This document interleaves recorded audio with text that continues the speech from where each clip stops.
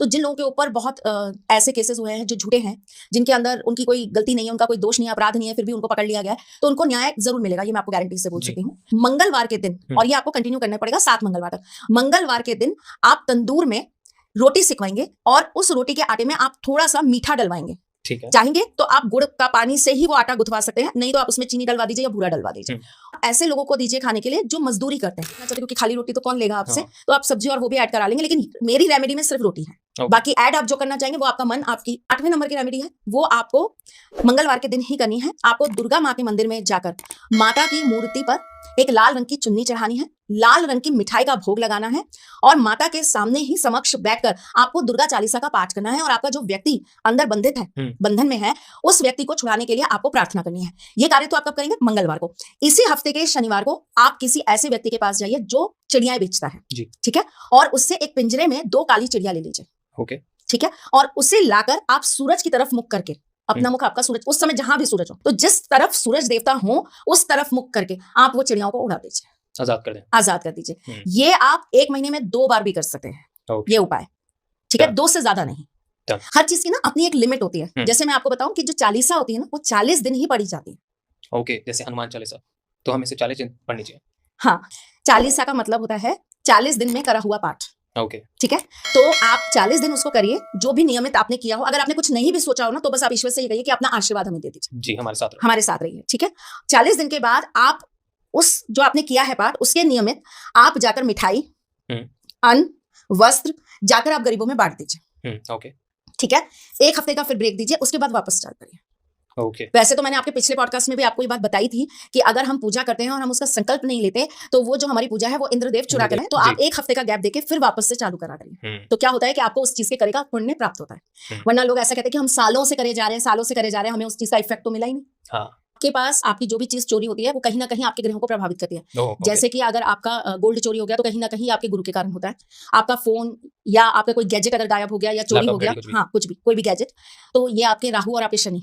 Okay, ठीक है, तो बिल्कुल हर एक चीज की रेमेडी है। अगर हम एक एक ग्रहों के हिसाब से बताएंगे तो बहुत वो हो जाएगा, तो हमें कॉमन बताते हैं जो हर ग्रहों पे काम करेगा और हर व्यक्ति पे काम करेगा। अगर आपको ऐसा लगता है कि आपको बार बार लॉसेस हो रहे हैं, आपकी चीजें बार बार चोरी हो जाती है, लोग आपको धोखा देकर आपसे पैसा या चीजें लूट कर ले जा रहे हैं और आप कुछ भी नहीं कर पा रहे हैं, आप परेशान हो चुके हैं, तो आप सिंपल सा एक काम करिए, शनिवार के दिन 7 जोड़ी चप्पल लीजिए और किसी भी ऐसी जगह पर जाकर आप रख दीजिए, जैसे कि मंदिर हो गया, गुरुद्वारा हो गया, ऐसी जगह पर जाकर आप छोड़ दीजिए। एक बार करना। आपको एक चीज बता देती हूँ, ये जो आने वाला साल है, ये साल लव एंड रिलेशनशिप वालों को बहुत पीड़ा देने वाला है। वाओ, ओके, है ना। और ऐसे लोग जो राहु के माध्यम से मिले हैं, लाइक किसी डेटिंग ऐप, ठीक है, या किसी वेबसाइट के थ्रू जो लोग मिले हैं, जिनका वहां से रिलेशन चालू हुआ है, ऐसे लोग जो इंस्टाग्राम, फेसबुक ऐसी चीजों से मिले हैं, या जो ये वेबसाइट होती है मैट्रिमोनियल टाइप, हाँ, सब राहु ऐसी किसी चीज के माध्यम से किसी से मिलेंगे, इस साल मिलेंगे, तो आपको एकदम से उसके साथ भरोसा नहीं करना। आपको उस व्यक्ति को आजमाना है, या आपको किसी अच्छे एस्ट्रोलॉजर से पूरी तरीके से अपनी कुंडली, उसकी कुंडली, अपना फेस, उसका फेस, अपनी हस्तरेखा, उसकी हस्तरेखा, सारी चीजों का आपको विश्लेषण कराना है। तब आपको निष्कर्ष करना है। एकदम से प्रेम में पागल प्रेमी मत बन जाना कि नहीं हम तो जिएंगे तो मरेंगे, तो साथ ही मरेंगे, वरना तो कुछ नहीं तो मरेंगे। वो आपके लिए बहुत खतरनाक हो जाएगा। अगर आपने समझदारी के साथ ये चीजें करी तो आपको रियल पार्टनर जरूर मिलेगा जो आपके लिए सही होगा। ठीक, लेकिन जिन लोगों की शादियां नहीं हो पा रही हैं, उन लोगों के लिए 2 रेमेडी देती हूँ। पहली रेमेडी तो ये है कि आपको मंगलवार के दिन देवी माँ के मंदिर में जाकर 16 श्रृंगार उन्हें चढ़ाना है। पहली रेमेडी तो ये है। और दूसरी रेमेडी ये है कि उसी मंदिर में जाकर आपको शनिवार के दिन एक नारियल, जटा वाला, पानी वाला नारियल लेना है, उसके ऊपर एक लाल रंग का कपड़ा बांधना है और उसे माँ को समर्पित करते हुए बोलना है कि मेरी कुंडली में, मेरे ग्रहों के द्वारा, मेरे कर्मों में जो भी दोष हो उसे दूर करो और मैं जिसके लिए बनी हूं या जो मेरे लिए बना है, माँ उससे मुझे मिलवा दो। ये एक रेमेडी है जो आपको लगातार 7 हफ्ते करनी है। बीच में अगर पीरियड्स आ जाते हैं, कोई बात आ जाए तो उसको स्किप कर दीजिए, नेक्स्ट से वापस से काउंट चालू कर दीजिएगा। ठीक है। दूसरी रेमेडी ये है कि आपको सोमवार के दिन शिव पार्वती जी के मंदिर में जाना है, जहां पर शिवलिंग होता है और साथ में पार्वती माँ होती है। एक आपको मोली लेनी है, कलावा, आपको शिव जी के ऊपर से स्टार्ट करके माता रानी पे से घुमा के ऐसे 7 बार बांध देना है और उनसे प्रार्थना करनी है कि जैसे आप दोनों एक दूसरे के साथ हैं, ऐसे जो मेरा जीवन साथी है, जो मेरे लिए है, उसे आप मुझसे तुरंत मिलवा दें। ये रेमेडी लड़का भी कर सकता है, लड़की भी कर सकती है, और अगर वो दोनों ना कर पाए तो उनके बिहाफ में उनके मदर फादर भी कर सकते हैं। जब आईएएस या कोई भी गवर्नमेंट जॉब में जाने के लिए आपका जो सक्रिय ग्रह होना चाहिए वो होना चाहिए सूर्य। सूर्य आपकी कुंडली में अच्छे होंगे तो वो आपको सरकारी नौकरी मिलाएंगे। फिर उसके बाद जो उनके सहयोग में जो ग्रह होंगे, जैसे कि मंगल अगर है तो वो आपको सेना में ले जाएगा। ठीक है, तो इस तरीके से फिर डिवाइडेशन हो जाता है, पुलिस में ले जाएगा, सेना में ले जाएगा, है ना। तो उसके साथ फिर सेकंड उनका कोऑर्डिनेटर कौन है उस पर बात करनी पड़ती है। लेकिन जब हम बात करें पहले तो सरकारी नौकरी तो लगे, फिर उसके बाद बात करेंगे कि पुलिस में जाएंगे कि कहाँ जाएंगे। तो पहली चीज उसको रोकने का कार्य सिर्फ और सिर्फ 2 ही ग्रह करते हैं, एक होता है राहु और एक होता है केतु। ठीक है, जब आपको सरकारी नौकरी में जाना है और आप बहुत बार प्रयास कर चुके हैं लेकिन बार बार आपको दिक्कतें आ रही हैं, तो आपको एक काले रंग के कपड़े के अंदर अभिमंत्रित करी हुई मच्छमणि और एक केतुमणि साथ में रख देनी है बांध के। मच्छमणि अभिमंत्रित और केतुमणि अभिमंत्रित। देखिए बाजार से लाकर आप रख देंगे वो काम नहीं करेगी, उनके अंदर वो चीज होनी चाहिए जिसको हम हटाना चाहते हैं, तो अभिमंत्रित होनी चाहिए। काले रंग के कपड़े में उनको बांध के आप जाकर शनिवार के दिन शिव मंदिर में चढ़ा दीजिए। फैमिली में कुछ लोग हैं जो अभी कोमा में है, आईसीयू में है, वेंटिलेटर पे है और कंटिन्यूस पैसे लगे जा रहे हैं क्योंकि हॉस्पिटल बहुत महंगे हो गए हैं और इतनी इनकम भी नहीं है घर की, सो वो इतने परेशान हैं, उन लोगों के लिए कुछ तो लोग ऐसी कंडीशन में महामृत्युंजय जाप के लिए आपको रिकमेंड करते हैं।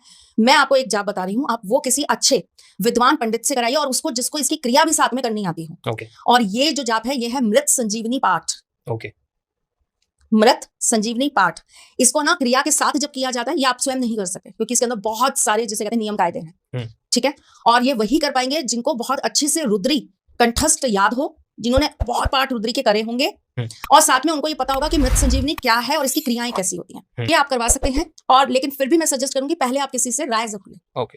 जिन पति पत्नी की लाइफ बहुत अच्छी है लेकिन उसके बावजूद भी अगर उनको संतान प्राप्ति नहीं हो रही है तो पति पत्नी दोनों की कुंडली देखी जाए कि दोनों की कुंडली के अंदर कहीं कुल दोष, वंश दोष या पितृ दोष तो नहीं आ रहा, या उनका 5th हाउस किसी वजह से इंजर तो नहीं हो रहा, या उनके घर में किसी ने कोख तो नहीं बांध दी जाती है जिससे आप कभी भी मां नहीं बन पाते।